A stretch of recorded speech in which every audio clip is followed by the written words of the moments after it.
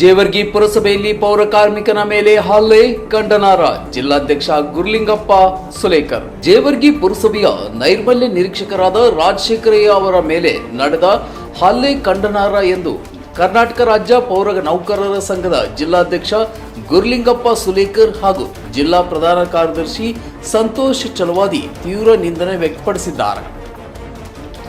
ಪುರಸಭೆಗೆ ಮನವಿ ಸಲ್ಲಿಸಲು ಬಂದ ಮಹೇಶ್ ರಾಠೋಡ್, ಗೌಸುದ್ದೀನ್ ಗವಾರ್ ಸೇರಿದಂತೆ ಸುಮಾರು 50 ಜನರ ಗುಂಪು ಕಚೇರಿಯಲ್ಲಿ ಕುಳಿತಿದ್ದ ರಾಜಶೇಖರಯ್ಯ ಅವರ ಮೇಲೆ ಹಲ್ಲೆ ನಡೆಸಿದ್ದಾರೆ.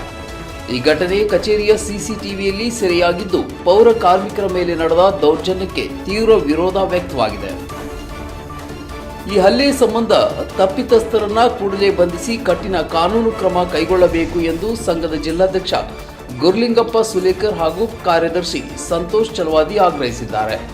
ತಕ್ಷಣ ಕ್ರಮ ಕೈಗೊಂಡು ನ್ಯಾಯ ಒದಗಿಸದಿದ್ದರೆ ರಾಜ್ಯಾದ್ಯಂತ ಉಗ್ರವಾದ ಪ್ರತಿಭಟನೆ ನಡೆಸಲಾಗುವುದೆಂದು ಅವರು ಎಚ್ಚರಿಕೆ ನೀಡಿದ್ದಾರೆ.